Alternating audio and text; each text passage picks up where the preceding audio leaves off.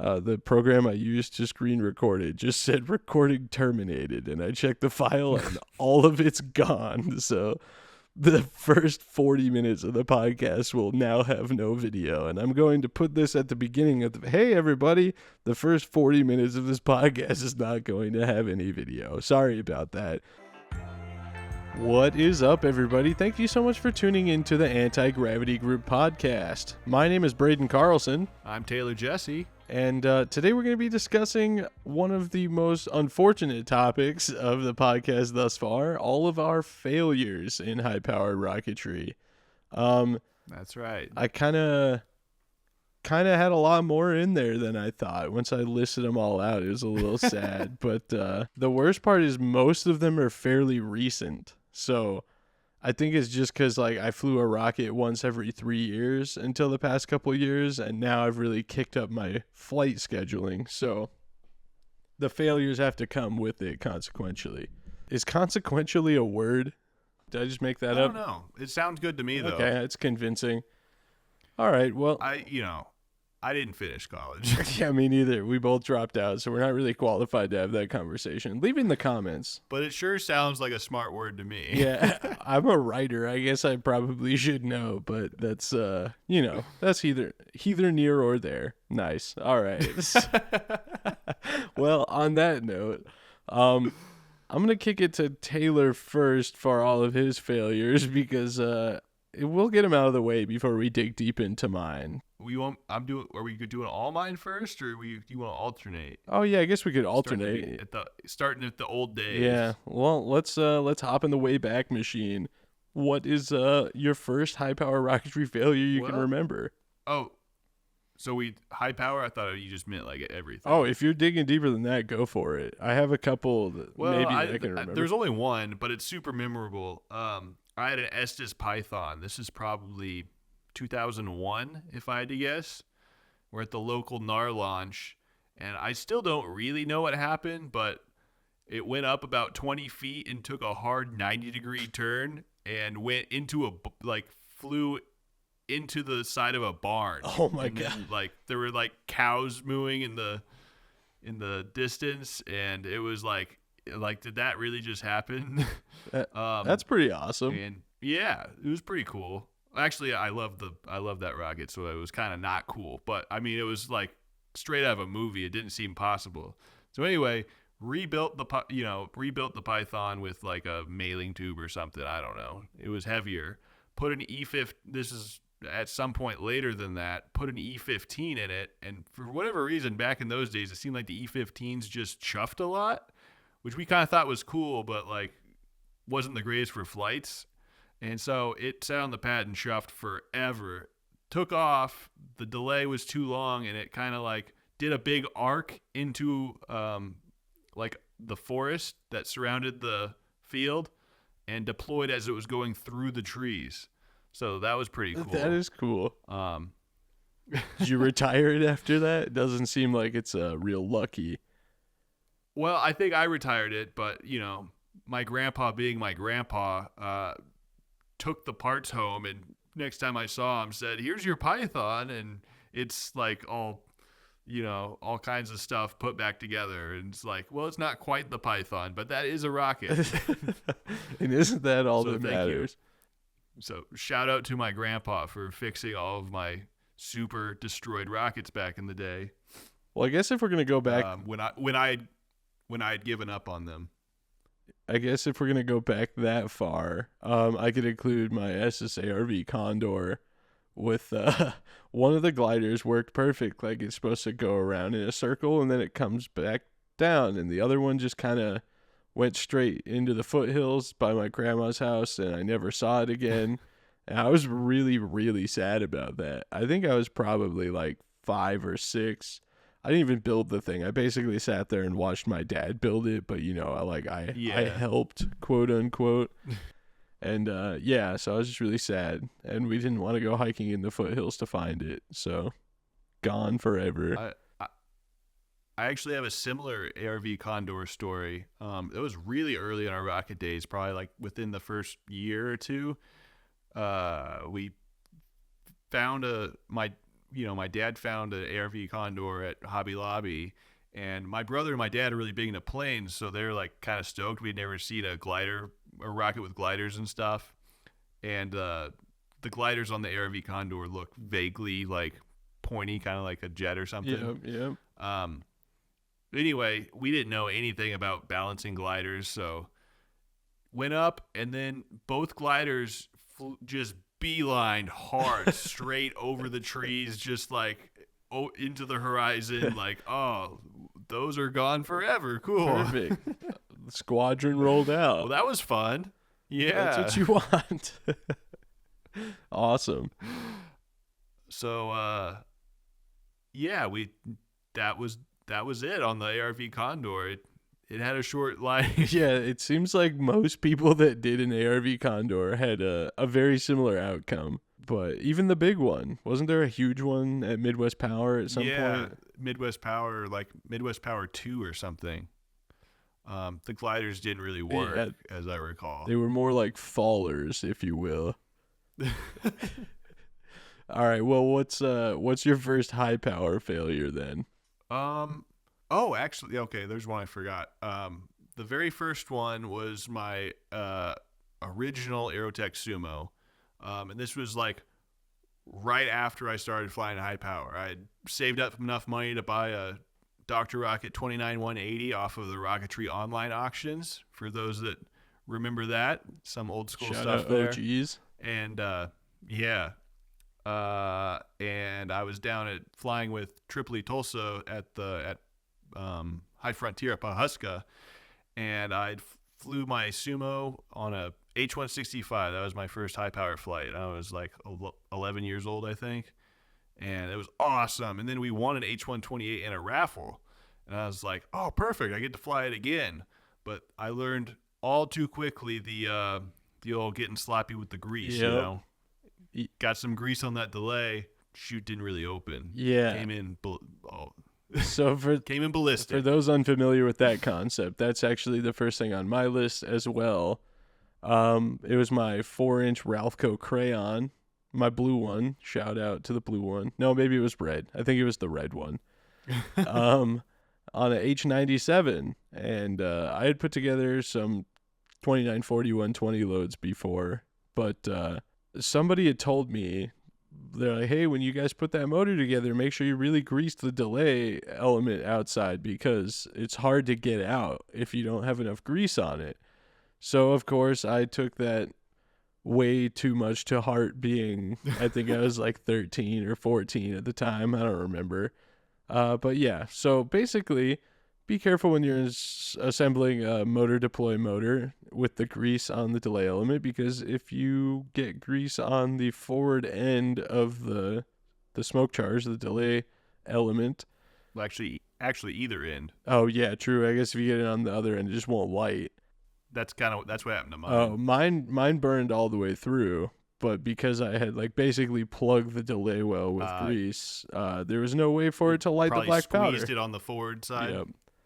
So, Yeah. No black powder charge, no ejection charge.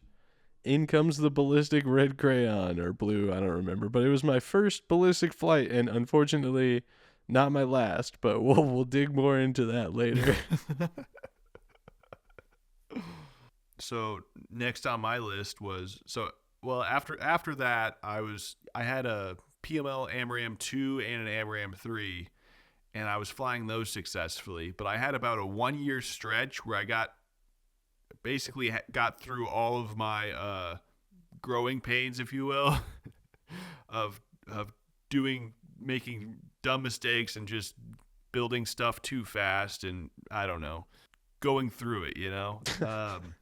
So the first one was a scratch built rocket from PML Components that I thought I wanted to do air starts. I had a Perfect Flight Mini Timer 3, and so it was a 4-inch rocket, and I squeezed a 38 and two 29s in it, and I was gonna air start a couple of Smoky G's from like a J350, and I learned about drag separation, and it came down, and just, you know, being PML Components just kind of shattered.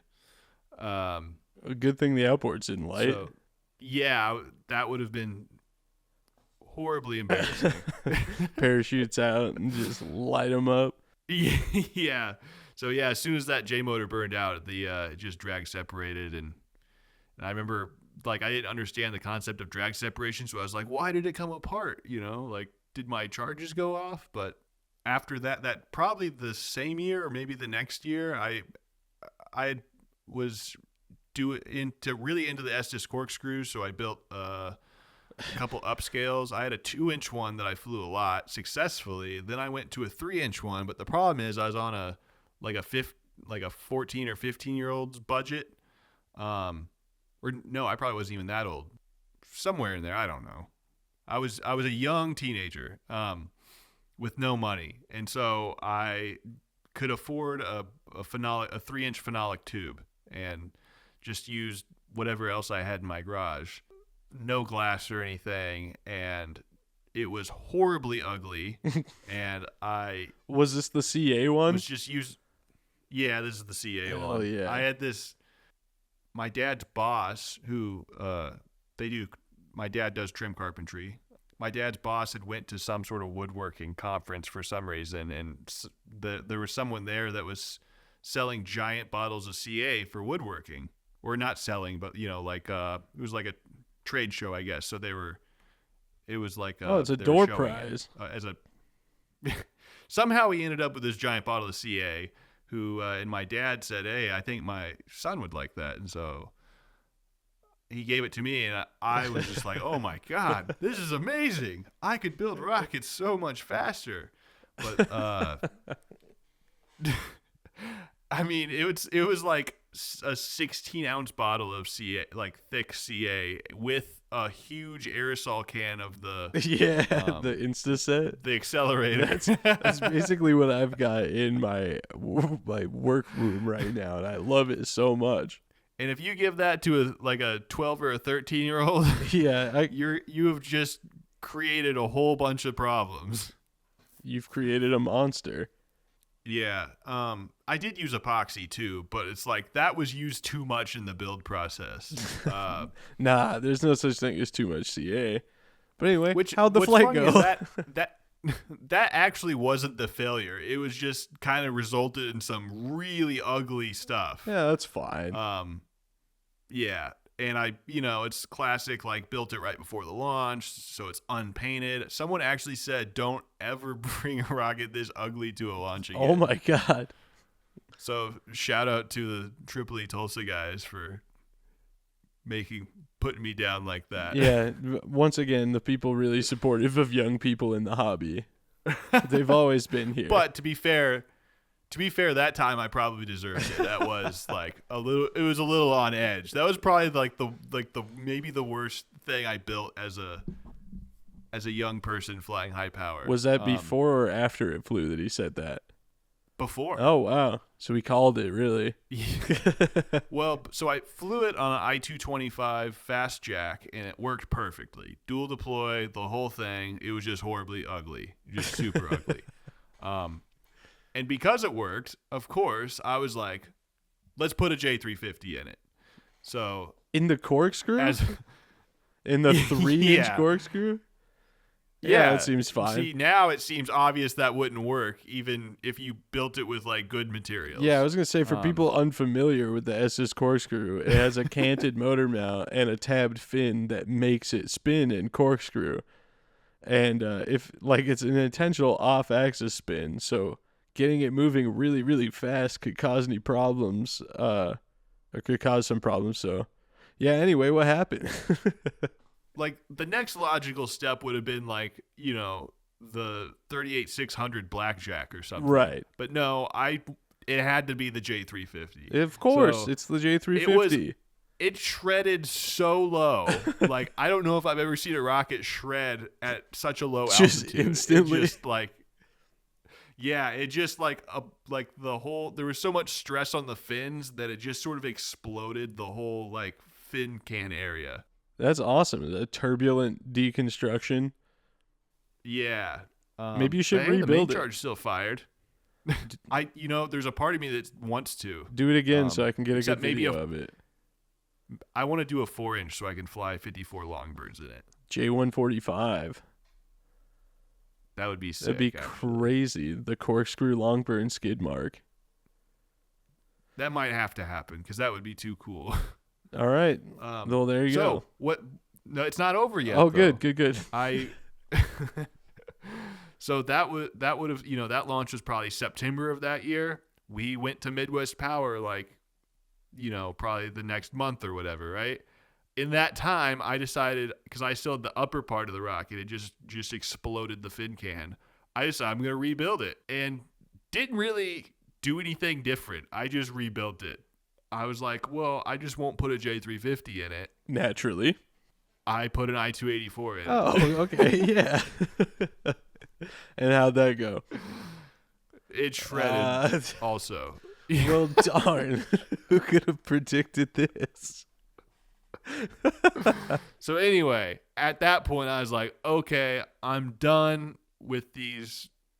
Well, for one, building 3-inch upscale corkscrews on a budget, but also I'm like, no more shreds. And so I'm happy to say I haven't had a shred since then. Well, that is really no I don't think I've ever shredded a rocket that I can recall. Um, if I guess it would be on my list. So no, I can say that I can remember anyway. I've never shredded a rocket, but my next one is my beloved Mad Cow Mozzie, which I had a extreme fascination with the Estes Mosquito when I was younger, and I always wanted to do a really big upscale.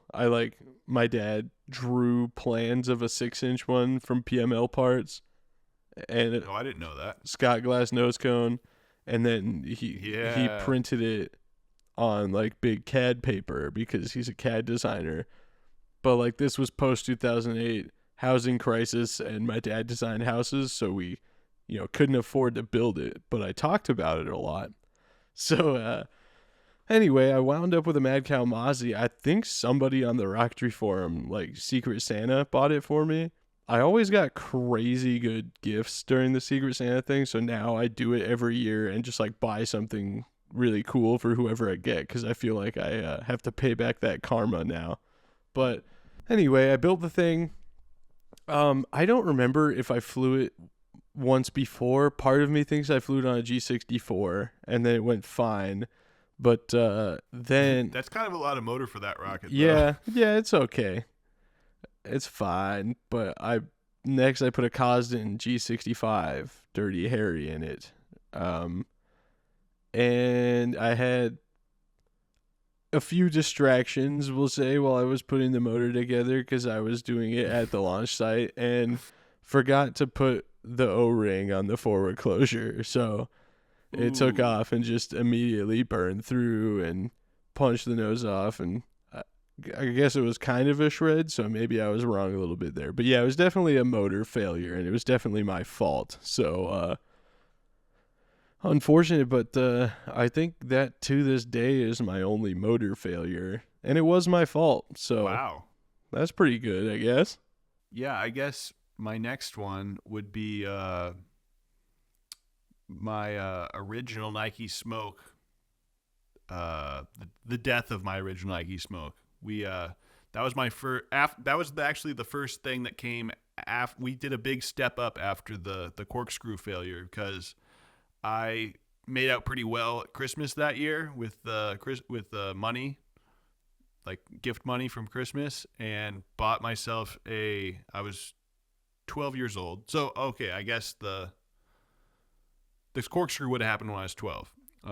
Because I know this happened right after that. But I bought a Polecat 5.5-inch Nike Smoke, and I was super stoked on it. And I'm like, I'm gonna do everything like everything's gonna be perfect. I'm not, this rocket's like based on my dream rocket at the time, and I did, and it flew like I went straight to K motors, and every flight was perfect. Everything like I was just like learning new things super fast and gaining confidence with successful flights and whatever. Well, fast forward a few years, 2010 LDRS 29 at Lucerne. My grandpa wanted to go to Lucerne, so we road tripped out there, and we just didn't have a good time there. I feel like he flew a bunch of rockets and they kind of all crashed, as I recall. we had just gotten a 54 2560 case, and so I was like, I want to fly a K700. So I put a K700 in my Nike Smoke. I was running dual altimeters, but on the pad, only one of them. I only had one apogee charge show continuity, and before this, I'd only flown 1706 loads in it, and those all have motor deploy as an option, so I would just run that as a backup. Well, the K700 is plugged. I've never had a charge not fire, so it'll be fine. Famous last words. It was, in fact, not fine. Came in ballistic until the main successfully fired on the way down, and so it actually saved the nose cone, and then the rocket would have kind of made it, except that we were on a dry lake bed, and so it was like hitting a parking lot. So the entire rocket kind of got flattened into a D shape, which was actually kind of cool. I mean, except for the fact my rocket was destroyed. Right. But blew out the parachute, destroyed the electronics, bent the motor case, the whole deal. That one hurt a lot as a broke teenager. Yeah. But since I had the nose cone, I was able to rebuild it, and I still have the rebuilt Nike Smoke to this day. So That reminds me, somebody at Rockstock this past weekend at Lucerne flew a 5.5-inch Polecat Nike Smoke on 5 I-800 VMAXs. holy crap. It was insane, and they were all supposed to light on the ground, and I don't know what he was using, but they definitely didn't. So it took off super fast and then just like sporadically lit motors on the way up. But it did the same thing where it was coming in ballistic and the main charge blew the nose off. And I was like, how big was the charge for that to work, especially on a Nike Smoke? Like that nose cone, I feel like the drag from the shape of it makes it real hard to just punch it off like that.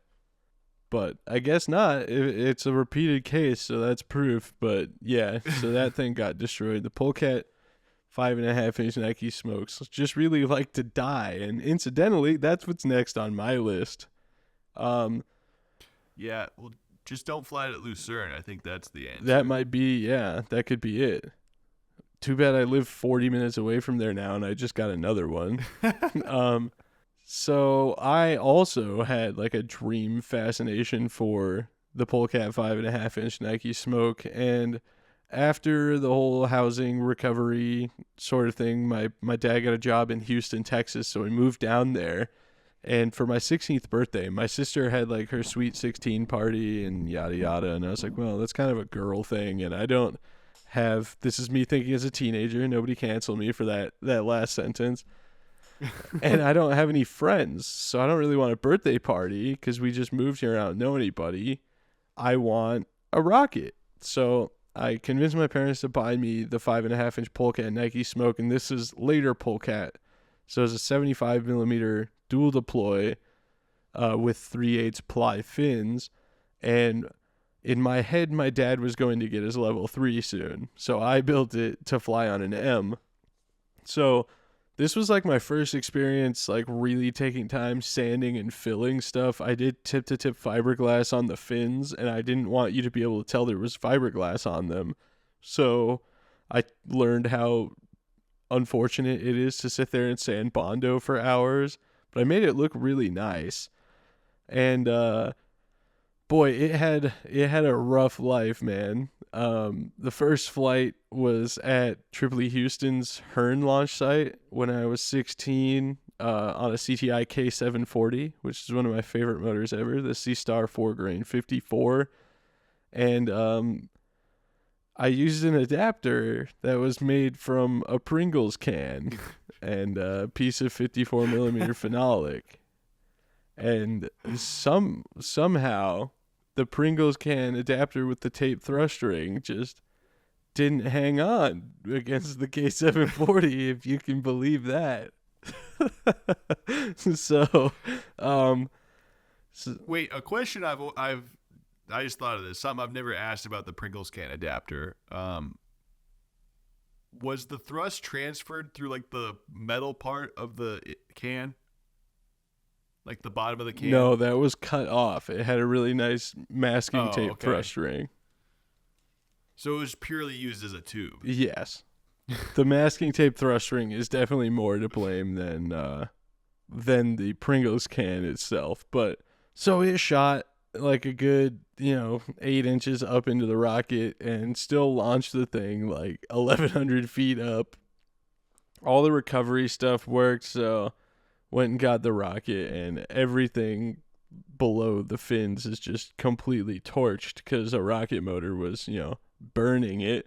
So I had to cut off all of that tube to the back, right up against the fins. So it was about 2 or 3 inches shorter than it should have been, which really affected the scale look, I guess. But Taylor will tell you it doesn't matter because I painted it black. And so then I think I've told the story in the Nike Smoke video of Jackie bringing me centering rings and me and my dad and Crazy Jim fixing it. We flew it on a L1100 Blue Sparky research motor that I made with my friend Justin, and it worked. It really almost didn't, though. Like the 1/8 inch stainless steel nozzle washer on that snap ring case looked like a bowl when we got it back. Like it was about ready to spit that thing and the nozzle out, but it held on just long enough. And of course, I was joyous because it held on long enough for Anil McGilvray to get a really good picture and Bob Utley to get a really good video of it. So it wound up in Rockets magazine and in the Airfest, Airfest 18 DVD. Yeah, Airfest 18. And it's actually on my channel as well as the Rockets magazine channel. So of course, like I'm going ballistic. This is my childhood dream for Rocketry to be in Rockets magazine, and it's a Polecat Nike Smoke, and it's a motor that I made. It was awesome. And the nose cone, the little bulk plate actually broke free, and the nose cone got lost, but somebody found it and mailed it to me. Fast forward a couple years, I turn 18. At Tripoli Idaho launch, I decided I'm going to use the Nike Smoke on a Loki 6-grain or 5-grain, I don't remember, 38 millimeter I motor. And I'm setting up the charges like I usually do with the glove tip thing, which has worked every single time I've done it up to this point, and pretty much every time after. And a Tripoli Idaho member comes up to me and he's like, "Hey, you shouldn't be doing charges like that. That's unreliable. Do this." And he's like, "Yeah, you just put in this little centrifuge tube." And I was like, "Do I put anything in there with the black powder?" And he's like, "No." So I just had a single charge of loose black powder floating around in a centrifuge tube, and stupidly decided that I didn't want to take the electronics bay apart and take the other altimeter out, even though stupidly I had decided to just fly with one, even though there was two in there. I don't really know why. I maybe didn't have E-matches or something. Long story short, it came in ballistic, completely destroyed my poor 5.5-inch Nike Smoke, and my Perfect Flight mod, and my RRC2 Mini with it, which was, of course, as an 18-year-old with no job. Oh, I guess I worked at Old Navy. As an 18-year-old with a job where I worked 15 hours a week for $7.25 an hour, devastating blow. And I honestly don't know how long it was between that attempt and trying to fly a rocket again, because I was just like, oh, well, I don't have anything now. I was fortunate enough that it only went like 800 feet, and there was so much nose cone and electronics bay as a crumple zone that the case survived, so I didn't have to buy the case. But yeah, that was a rough one. So I'm glad to have another one, and I'm not putting it through that again, if I can help it anyway. I like how the turning point for both of us, I guess, just in our we had made it with the 5.5-inch Nike Smoke. Yeah, dude, it was a dream come true. It really was. Mine looked really good too, at least compared to any other rocket I'd built up to that point, because I wasn't real big on like finishing. Trying to make stuff look really good. Right. I mean, stuff before that looked okay, but not like trying to make the fillets perfect and like doing the whole thing. Yeah, mine either. There's like my Kiss Dark Star. Those fillets haunt me to this day. The fact that I was just like, that's good, and painted over them. Insane. So bad. After the Nike Smoke, I don't think I had a failure until for like 8 years after that. Oh no, I did have one. So the RMS EZ motors had just come out. The ones where they're The trying to pre-assembled switch delay, right? pre-assembled delay bulkhead thing. And before this was right before Airfest, I had been hearing that they were having problems with like early deployment, and so I get to the launch and I'm buying an i357 from Tim, and I'm like, I get it. I'm looking at the package, and I'm like, this says RMS EZ. I've heard these have been having problems, and he tells me, no, I haven't had anyone tell me of it. I haven't had any reports of problems, and I've sold a lot of these recently. And I'm like, okay, I guess I'll fly it. There then. you go. Yeah. Or I guess I'll buy it. You know, Tim says it's fine, so it's gonna be fine. And I put it in my, well, actually, what is funny, it's right here. Ah, the Fat My Boy. Estes Fat Boy that I converted to 38 millimeter.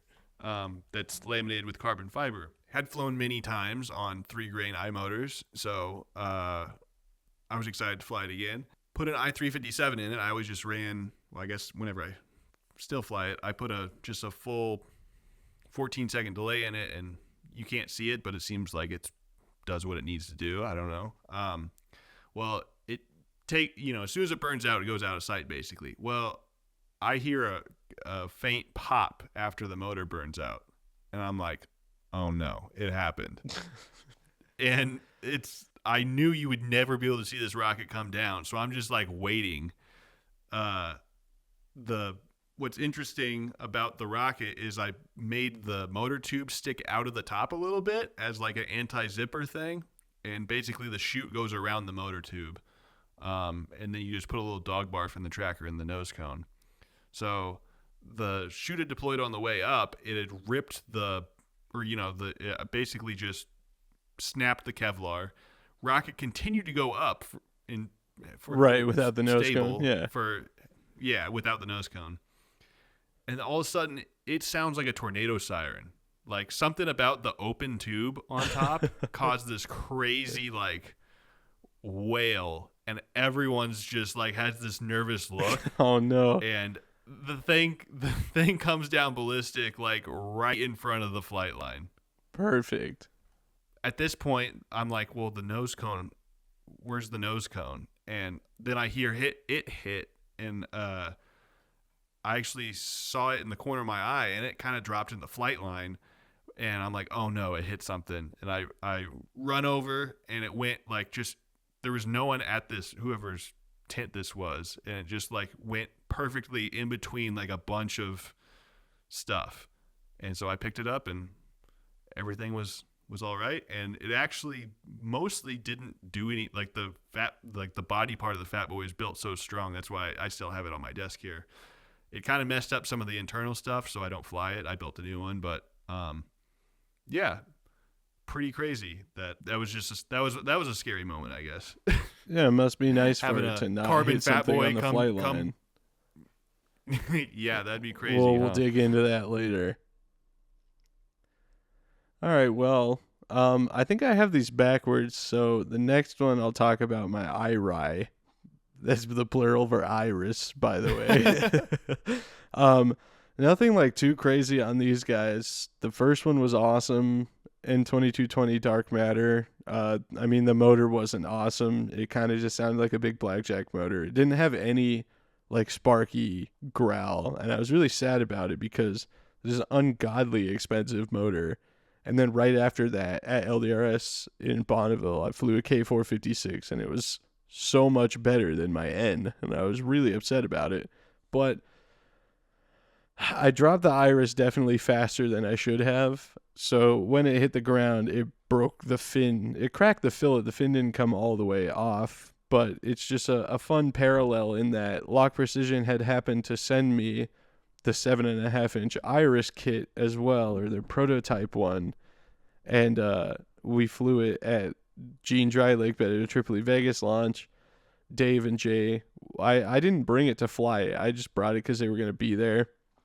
And we were just going to like kind of display it at the AMW trailer, and there was enough parts and kits there, and Dave was willing enough to fly it that we ripped apart a couple of kits, and Dave gave a list to Gloria of all the stuff that we took that he was going to have to reship her, and we flew it on a K850, the single-use 6-grain dark matter, which also was super quiet and disappointing. But we flew it motor deploy. It was like a very, very fun 90s style flight to just put a 12-foot rocket up on a 6-grain 54 with motor deploy, and it just kind of worked. But again, on landing, just snapped one of the fins clean off, and it's still sitting in my rocket room without a fin on it. Oh, love those IRI. Yeah, super fun. My next failure was in 2018, I think. I'm not really sure, but I'd built a 3-inch minimum diameter rocket and flown it like 4 times to 32,000 feet each time, and had basically, I think, 3 successful flights. This was going to be my 4th. So it was an M685, perfect boost, and then, about 40, maybe 40 second, or yeah, probably about 30 or 40 seconds later, my tracker just goes silent, which for those that don't know, that means it's in the ground. That silence is deafeningly loud. When it's just the perfect amount of time for it to have went up and came back down. Didn't hear it come, it was far enough downrange wherever it was, you couldn't hear it come in. It just is what it is, and so I drove back to the flight line and didn't fly anything else for the entire weekend. And that was that. Super. That was my first, like, as an adult, that was basically my first failure as an adult, I guess, besides the fat boy thing. But I didn't really have any physical damage from that. So that was that one hurt a lot because I couldn't really, like, that 75, 76, 80 case is like dumb expensive. And it's even more expensive now, but Yeah, that's how it goes. My next story also features the tracker signal just disappearing, in the form of my 4-inch Wildman Punisher, which was the fin can section of my level 3 flight, and had flown once before on an L1040, but I flew it at Tripoli Idaho launch. It had 2 pumpkins on board because they were doing a pumpkin chunking contest, and you got 1 point per foot of altitude, and you could multiply that by however many pumpkins you could fit in your rocket. So Kelsey had flown his 5-inch Gizmo or Jart on a K1999 with like 8 pumpkins in it because he just kind of stuffed them in there. And but the thing went super, super low. So I was like, oh, well, my rocket's going almost 20,000 feet. I'll pop a couple of these bad boys in there. So I taped them to the shock cord, and I was like, I think I should have you beat. And he's like, not unless you pie, which is like what they call it when your pumpkin explodes on the catapults. And he got his wish, and unfortunately that nice Idaho sky is so clear that we got to watch all the way from like 19,000 feet as the rocket arced over and then just kept going and came in ballistic, and I got the signature sudden loss of tracker sounds, and yep, there she went. The worst part about that was my dad was also flying an M motor that weekend, so he had loaded our 75-50-120 case. Fortunately, Dr. Dave Hassinger had bought and donated a full set of hardware in the, like, around 2010 or something like that to the Tripoli Idaho Club, so people that couldn't afford to buy the hardware could fly level 3 stuff. And so I had a once before used Roustech 5120 complete motor set on there. And on top of losing my rocket and my tracker, my electronics, and some probably nice pumpkins, I had to buy Tripoli, Idaho a new 5120 case set. So that one was very fiscally damaging, but not quite as much as a 7680. So I guess I have that to be thankful for. Oh, speaking of 7680s, Run it back, run it back. The next year, I decided, because I'd been setting on an M1850 for a few years. So I was like, okay, I'll buy another 7680. But this time I'll at the time I was building my house, and so I was like, I don't have time to make my own tube like I did on the minimum diameter rocket before that. And so anyway, I just threw together like a using fiberglass tube from Wildman and stuff. So just like off the shelf components, which was fine. I wasn't trying to like break a personal record. I was just like wanted to fly the motor in a minimum diameter rocket. So I built this rocket in a couple weeks. It turned out pretty nice. I had a tail cone closure for the M1850, which I was kind of stoked about.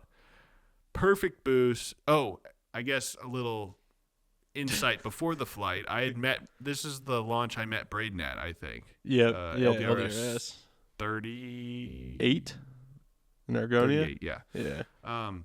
And so I just met Braden. We're chilling and discussing my rocket that I'm getting ready to fly. And I'm like, one of the things I was doing differently on this one was sort of instead of a single separation, I was doing like traditional head-in deploy. And to save room, I used some really small Kevlar.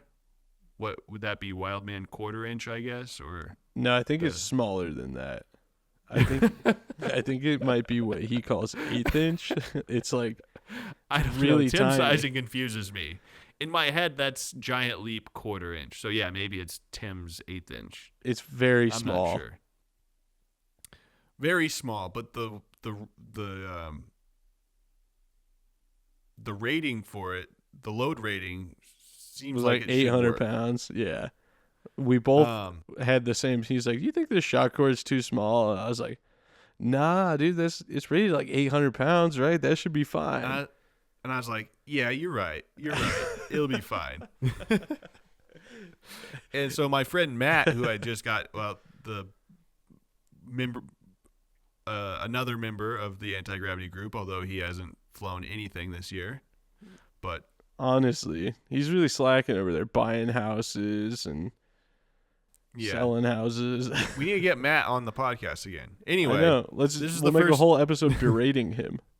Yeah, it'll be awesome.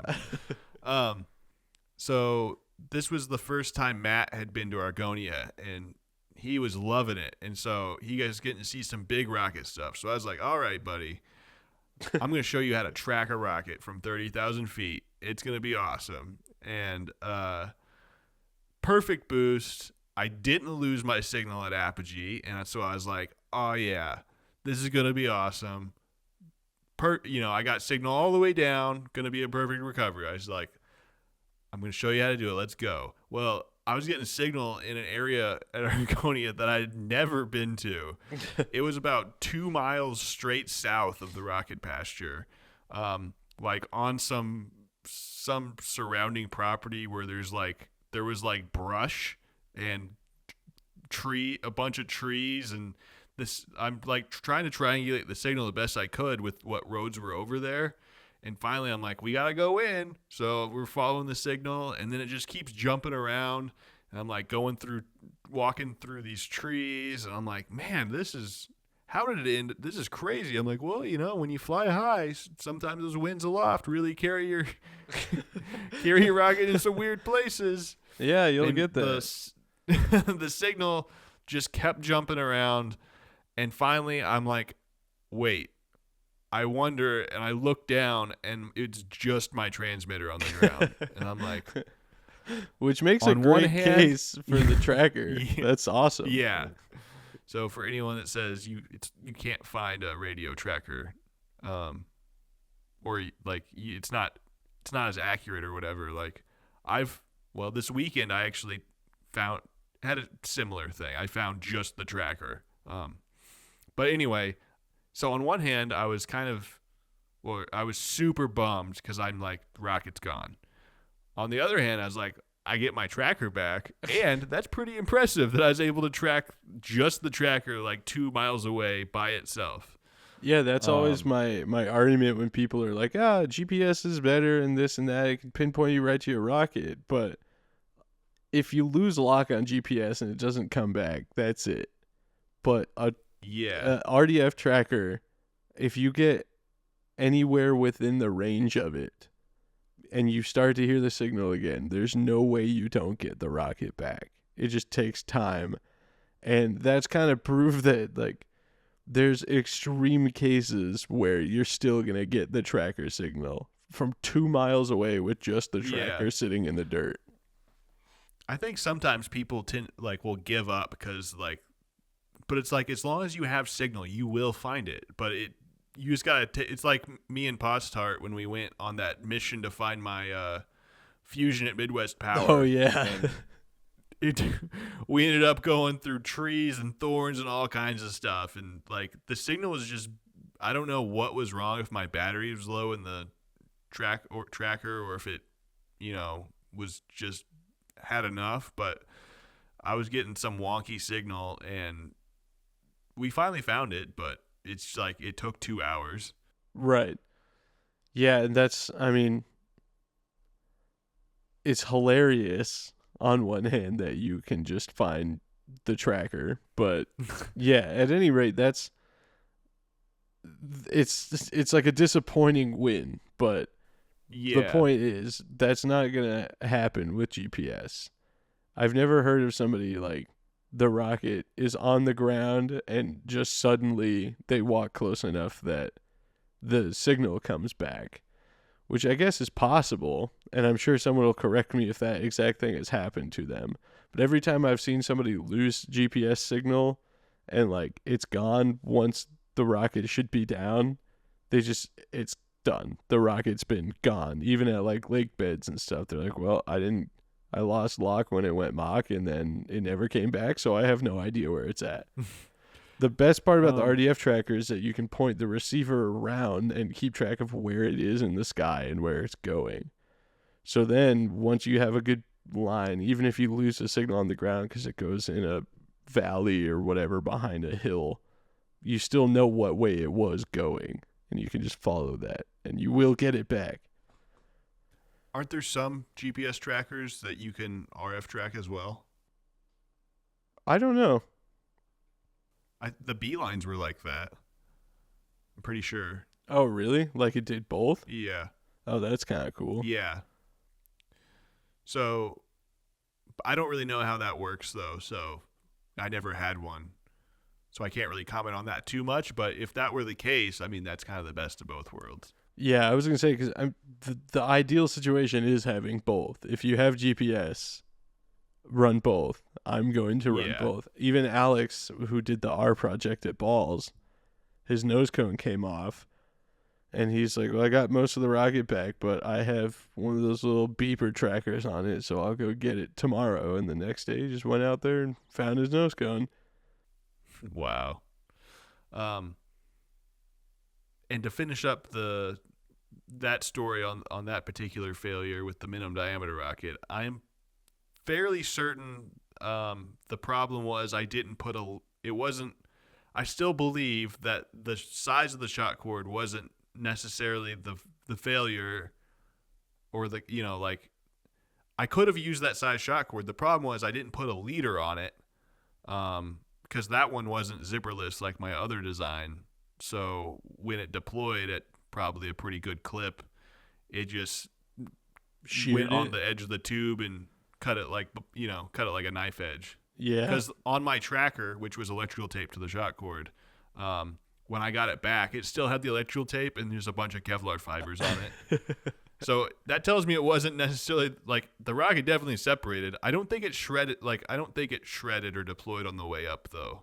Just by the amount of time between because you know how when your drogue deploys, the tracker always gets louder because you have less interference.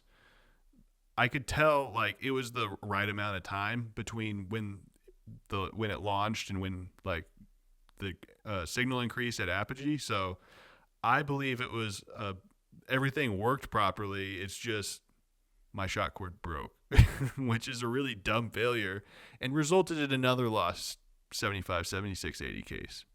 So Yeah, I was going to say one that I actually left out is a good example of the only time I've ever had a problem with an RF tracker or RDF tracker. I should have known better than to fly it too, because it's the one that you had problems with at Bonneville, but it was my 54 minimum diameter that oh yeah. I had to chop down the electronics bay because I decided the last second to use a longer coupler so I'd have more room for electronics, having forgotten that I had already cut the tube like to the perfect length for the 54 case that was going in it.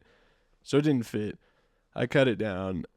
I think I might have accidentally put the main out at Apogee, and it was pretty windy and going 20,000 feet. So there's a good chance it just made it outside of the range of the tracker, because I had signal for a really, really long time, and then it disappeared, and Macho Matt and I walked like 4 miles through the ankle deep mud and never got the signal back. In hindsight, we should have just driven way too far and tried to get signal. We couldn't though, remember, because it was muddy. That's why we walked. It was the year it rained a ton. But, oh, yeah. We could have done it a few days later, honestly, because of tracker batteries. But it might have been worth it to go down to the, like when you come in the back way on the paved road. Yeah. You went down by the, like way down by the train tracks. I wonder if you could have found it there. Anyway. I think it's possible, but that was a little interlude there on a failure, so I'll throw another one at it. My Big Daddy, this past year, tried to do a K185 motor deploy in my 4-inch AMW Big Daddy, and got the iconic tracker signals coming down too fast, and then sudden no tracker signal. And actually, Robert just did a motor deploy K185 as well, and it like fired the ejection charge right at burnout, because he's flown the rocket a bunch of times. I don't think it drag separated. It just like right at the end of the burn, just everything just erupted. I was like, oh my god. So maybe don't do motor deploy K185s, folks. It seems like there's a reason the I-65 isn't available with motor deploy anymore, I think. Yeah, just the long burn motor deploy just isn't it. It's not it, certifiably. All right, well, you're up. What do you got for us? Let's see. Well, that was it on the 7680 case failures. Oh wait, no, it's not. Nope, no, it isn't. I had another M685 in storage, so I was like, I need a case to fly it. So I bought another 7680 case. Then there was a flash sale on M3700s, CTI White Thunder 5.3 grain. Yeah. It's a straight up military motor. Yeah, that was on my list of like, motors I dreamed about flying for like my entire life, or at least since that motor's been available. So and it was a good deal, so I was like, gotta buy it, right? Put it in a 75, 76, 80 case with a spacer, and put it in. I guess I glued it up and then ended up not flying it. So then the next year at the next Airfest, I brought it and I was gonna put it in my 4-inch Punisher, and then I was kind of like, I don't know. Sometime like I just wasn't feeling good about it, and then Braden and Matt, Postart. Was Postart there at that one? Yeah, he was. Yeah. They're all like, come on, you gotta fly it. And I was like, you're right, I gotta fly it. And then it just KO'd super hard. Well, you were trying to put it in your level 3 rocket, and you're like, but I think it'd be really cool in the Punisher, but I'm afraid it's going to KO. And we were all like, it's not going to KO. Put it in the Punisher. I forgot you're about right. that. That'll be way cooler. You're like, oh, but I don't care about the level 3 rocket that much. So if it blows up, I won't be sad. But I'd be really sad if it blew up and destroyed 2 Stratologgers and the Punisher. And then it did exactly that. Yeah, I forgot about that part. Yeah, I shouldn't have put it in that rocket, but you know what? It's still salvageable and it's sitting right behind me, so it will be rebuilt hopefully in the next year. But we're still out looking for another 7680 case because that brand new one got destroyed. And I still have that M685 in my closet, so I thought you were getting one. tentatively yes, but Okay, I haven't paid for it yet, so got it. we'll Okay, see. well, next on my list is the Fat Boy, but I'm gonna brush that off because it just broke the fin off at the dry lake bed, like rockets do. You know, the fins just come off Yeah, sometimes. do fin brakes really count as a failure? Doesn't that seem just like part of it? Yeah, at this point, it's just like a rite of passage. If you dare build a rocket that has fins that are good leverage points, Swept. then you're asking for it. So we're gonna move on to my Arcus, my full-scale HV Arcus that flew on an Evolution Space N16,000. If you're pretty familiar with my channel, you're probably pretty familiar with this flight. And yeah, I mean, you can read 150 Gs on paper all day and just like really not grasp how intense that is.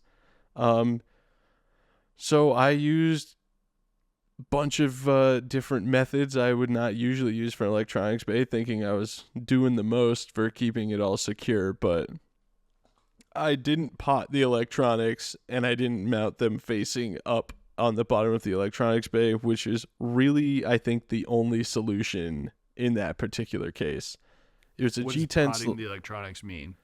you glue the electronics to the sled, like you epoxy them in. I know a lot of Oh, people like basically do fillets for from the sled to the electronics, but there is also potting materials you can just straight up like run a bunch of wires so everything's externally controlled and just completely embed the electronics in epoxy, oh my God, which is what you that's need to do hardcore. if you're going to fly a 150G takeoff with a 4-inch end motor. And instead, I use a G10 sled and stainless hardware, and battery attachment was my big point of contention. So I used like a big G10 stopper that was glued and what I thought was sufficient and strapped down, and I had like positive battery locks, I guess we'll say, holding the batteries down to the sled, and I wrapped them in electrical tape like I usually would. Same thing for the battery on the Blue Raven. I like made sure everything was very locked down, but it just wasn't locked down, I guess. I'll never really know what happened.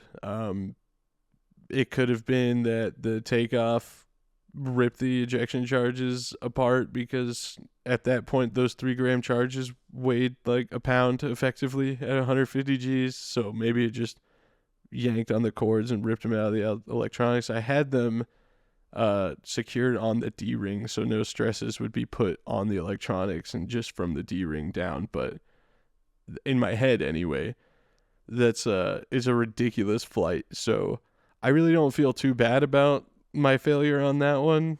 I think a lot of people put up against that motor in that particular rocket would probably wind up with a similar result. I'm happy the fin stayed on. Yeah, that's pretty wild. It was gnarly. Like I could not believe how hard it hit. And Steve was like expecting me to have like a big exuberant reaction to it, and all I did was like turn around. I was like, the motor worked. I need to see if my rocket's still good. So I pointed the tracker thing up there, and I was like, yeah, it's going up. It's good. And then I was like, oh, it's coming down. Oh, it's down. That's not good. The old. Yep. All right. What do you got for us? I think my most recent is probably the 2-inch Dark Star on the old AMW White Wolf. I ended up I found an old 38 millimeter Animal Motorworks case that me and my grandpa used. Well, actually, I don't know if we even ever flew it, but it was purchased back in 2006 or 2007, and I I found it in a box of old stuff, and I was like, oh, cool. Does anyone have any? Or I guess we had a couple motors for it. Yeah, And that I we had never a flown. few. Yeah, and then Braden had some, so I bought Braden's, and then he also had a case, so I bought his case. I think I actually bought Braden's case before I found my case. But so anyway, I flew one of the motors. It was fine in my case. It was fine. Then I stupidly bent my case while trying to clean it, which is a whole different story. That's so awesome. But I was like, that's okay, because I have the case I got from Braden. But I'm like, boy, this sure does look a little bit different. Are you sure this is an Animal Motor Works case? And he's like, yeah. And I was like, why does it have a Cosden bulkhead? And I don't know what the answer on that was, but I don't remember who I bought that thing from, but it was somebody on the Rocketry forum. Yeah, but you're like, yeah, I never flew it. It's like, right. Okay, I missed that part. So anyway, I was like, well, at this point I didn't realize. I was like, oh, it's probably just, it was someone flew a Cosden motor in it. I didn't realize at the time that the Animal Motor Works and the Cosden dimensions were different on 38 millimeter stuff. Yeah, the 38s don't get along. We've now come to realize. I think it would have worked if I had different O-rings, because I used my nozzle and bulkhead in that case just to make sure, or I guess to use the reloads with it, to have like the right smoke delay grain or whatever and the right nozzle size. But they went in a little, in hindsight, went in probably a little too easy. So maybe a thicker O-ring would have worked. It probably would have. Because it actually kind of worked. Like the rocket looked like it flew normal. I was just like, man, smoke looks a little darker than it should be. And then all of a sudden, I'd like lose my tracker signal, and then I somehow just stumble upon the rocket, and it's like it's like separate. I don't know. Ever. Like it made no sense. And then the whole inside of it was burned. So then I was like, it basically just leaked out it was just leaking out both ends. Yeah. But the motor still burned enough that like it went pretty hie. You got two motors for the price of one, dude. One on each end. What are you complaining about? I guess it didn't produce, it just leaked really hot gas and burned everything, but it didn't produce enough pressure to separate the rocket somehow. Very strange. So yeah, O-rings probably would have solved that, because it wasn't super potent. All right. No, it wasn't like burning out the top of the motor. It was literally just leaking out both ends of the motor. And it destroyed my electronics, the tracker, the rocket, the whole thing. So, all right. That was a bummer. We'll get into my second most recent failure, my Honest John, and I'll elaborate on the most recent one here in a second. But yeah, my beloved Smoking Rockets 7.5-inch Honest John flew beautifully the first time it flew. M650, two J570s, two J350s. Great flight. Not a problem at all. Awesome onboard footage.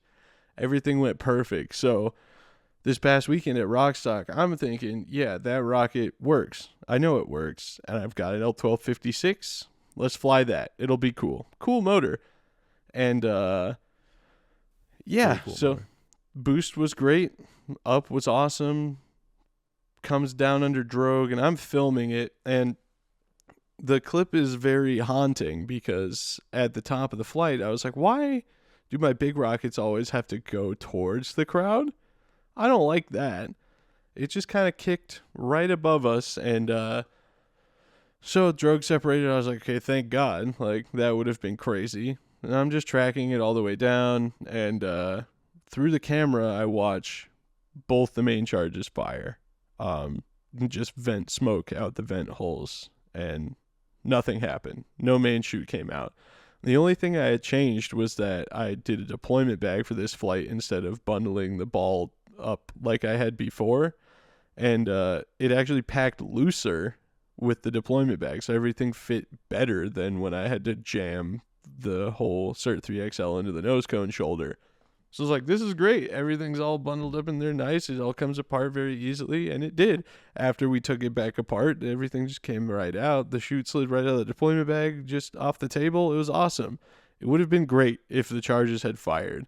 So, yes, it broke a fin off, just one. It's just what happens at Lucerne. The big problem is that it hit 2 trucks when it landed.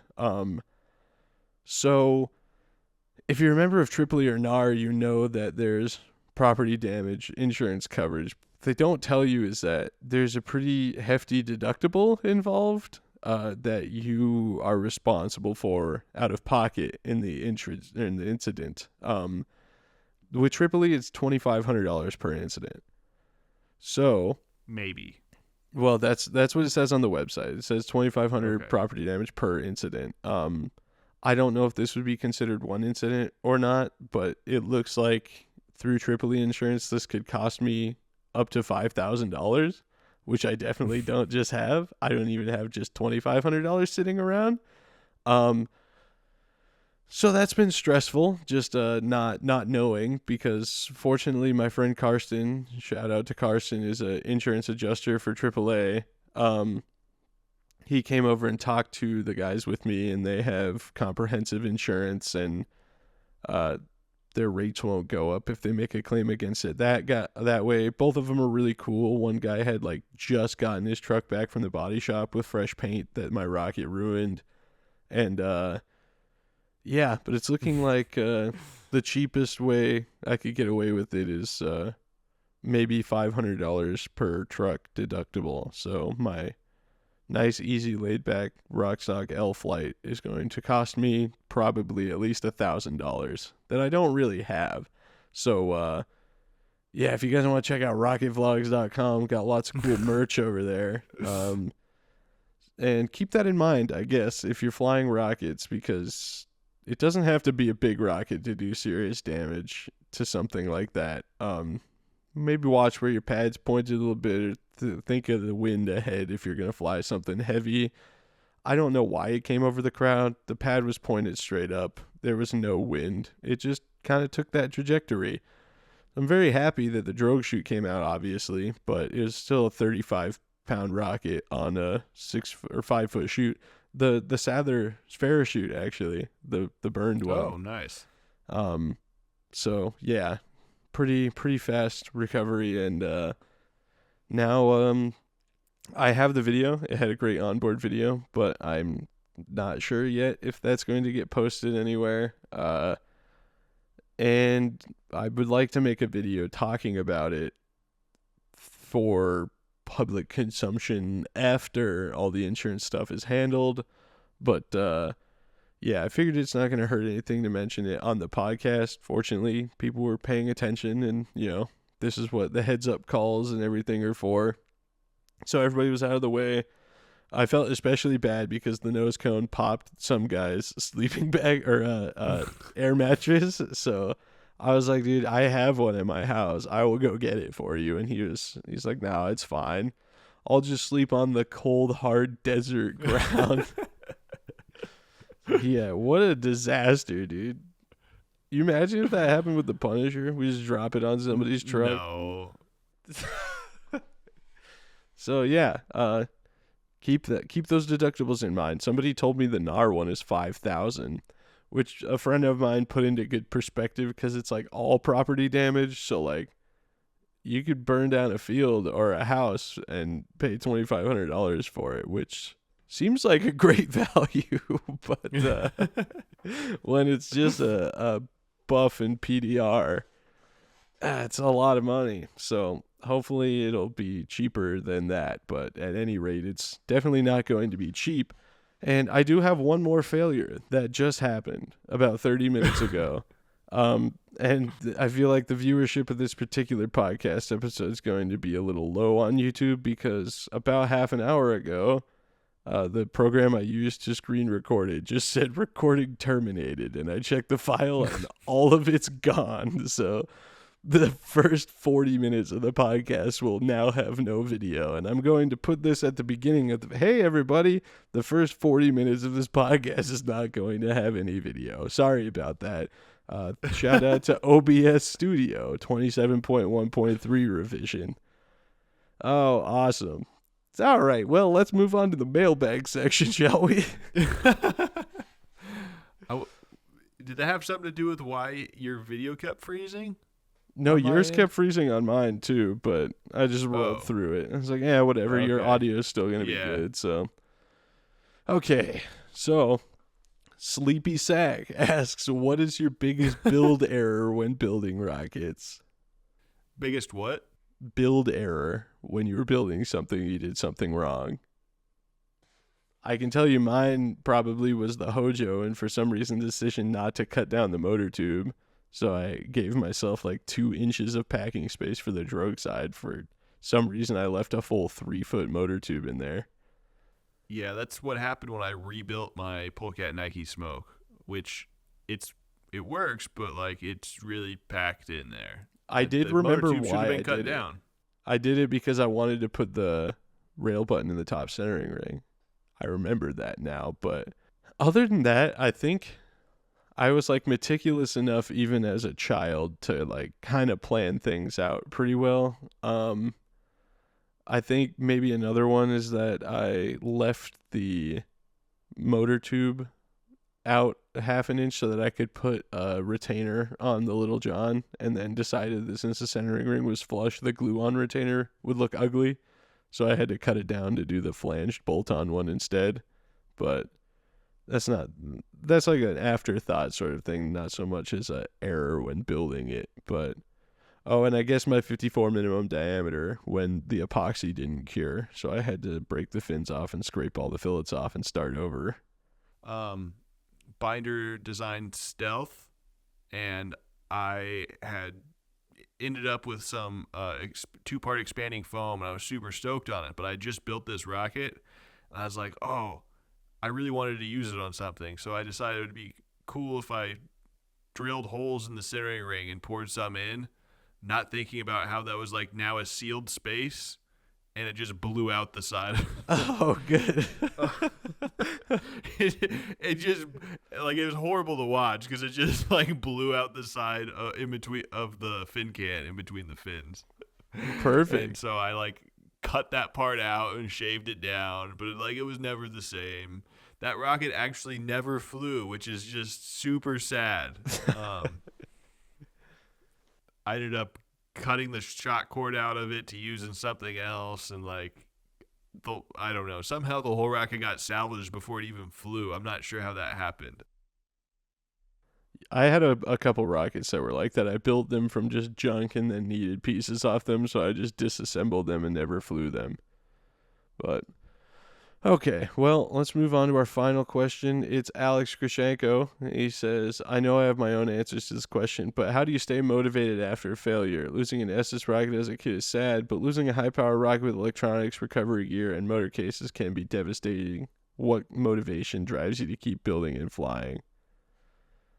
I think mostly for me, it's just that you kind of have to accept that that's part of it. Like, everybody who builds rockets and flies a lot of them is going to have some form of an issue. Jim Jarvis is like one of the most meticulous people, builds these amazing rockets, but even he at Airfest a few years ago, one of his boosters came in ballistic. There's so many variables that you're almost guaranteed at some point to have some form of an issue. So it's easiest just to move on. And yes, the money part sucks, but it sucks a lot more if you have like borrowed hardware or like have to pay for 2 people's trucks or whatever. Rocketvlogs.com. But it is just like, what are you going to do? You know, it's done. It happened. You can give up or you can just try again. Have fun. Yeah. I think for me, it's like just knowing how much I love rocketry, and like you're just like well, on to the next thing. You know, I think there's definitely people where that big failure happens and they're like, that sucks so bad, I don't want to go through that again. Yeah, And I think I'm just going to have a different hobby now. we're really worried that's what Matt went through with Yeah. the demon coming ballistic on the L850. He was super bummed. He came back to help build the Arcus, but he hasn't been to a launch at all this year. Yeah. Everybody comment to motivate Matt. We want Macho Match in the comments. The other thing is like just give yourself a little bit of time to regroup. It's kind of like my game plan. Like when I lost that first 7680 case and that minimum diameter rocket with everything that was in that rocket was expensive on that flight, but I had a brand new shoot release, a brand new Ferdy Shoots Iris, and 2 altimeters, the case. Like, it was a dumb amount of money, and I'm like, I can't fly anything else this weekend, because if I fly another rocket and that crashes, it's going to be harder to come back from that. Yeah, so I did the just, same like, thing. enjoyed myself at the launch and then like waited for a different launch to and regrouped and you know, what can I do differently? Or sometimes there isn't anything you can do differently. Sometimes things just happen, but don't set yourself up to get beat down that hard. Right. Yeah, I had a G138 for my Aerotech Sumo to fly this past weekend too, and like there's so little that could go wrong with that, and I was just like, I'm not going to bother. I'm not doing this. I don't want to. I'm just gonna film some rockets, come hang out, say hi to people. I'm good. It's like that time my grandpa and I went to Lucerne, and I felt like every rocket he flew, something happened, and it was just. I mean, I had one rocket crash, and then I called it after that, but it was just like devastating, and you could tell he was beaten down from it, like. Like, well, we drove all this way and crashed every rocket I brought somehow. Yeah, and I know how far it is. It's like 25 hours because I live right by Lucerne and I just drove to your house. Yeah. Yeah, I mean, it just is what it is. You gotta, like anything else in life, you quit and be a little baby about it. Sit and cry in the corner, pee your pants if you want. Or you can just accept that things happen and write some checks to some insurance companies, rocketvlogs.com, and then move on. Another thing is like kind of something that applies. I don't know. All this kind of reminds me of like I race rally cars, and so there's those at some point in their life always end up destroyed by a tree.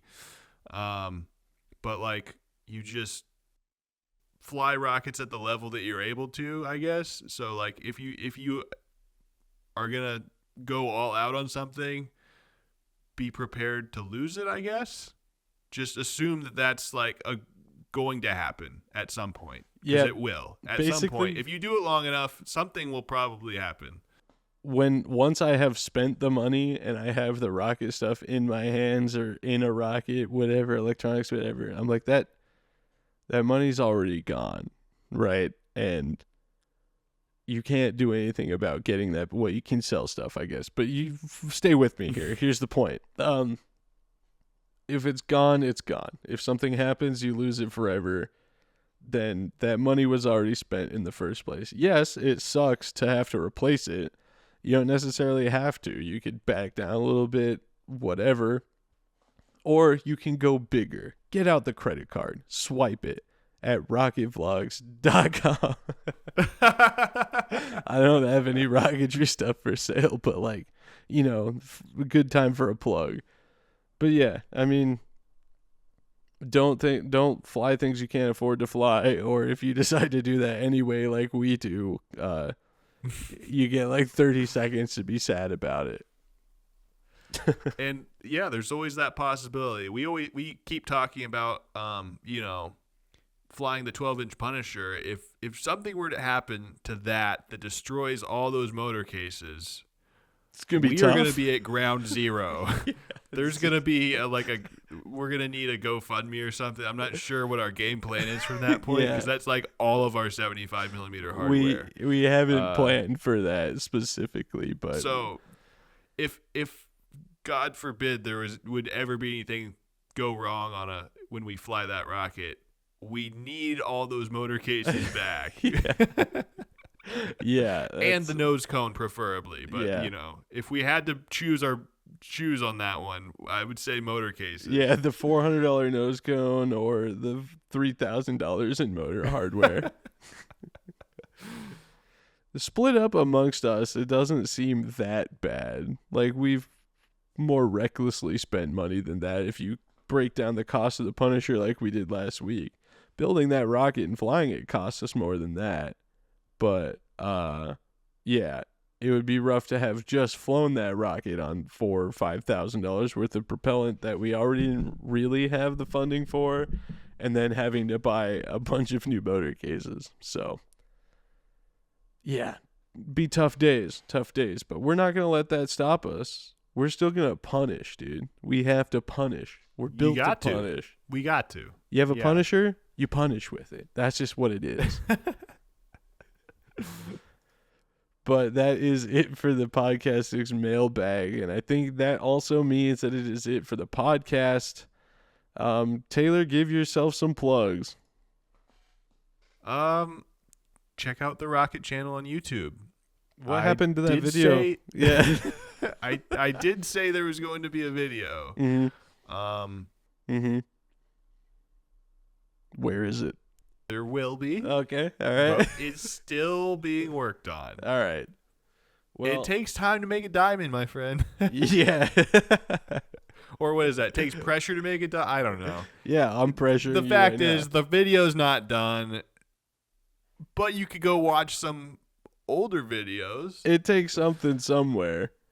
Yeah, speaking of which, I have a couple videos that I need to edit and put out as well. But if you're not familiar, you just happen to stumble upon this podcast and listen to it for the entire hour and 30 minutes without realizing you're on Rocket Vlogs, that is my channel.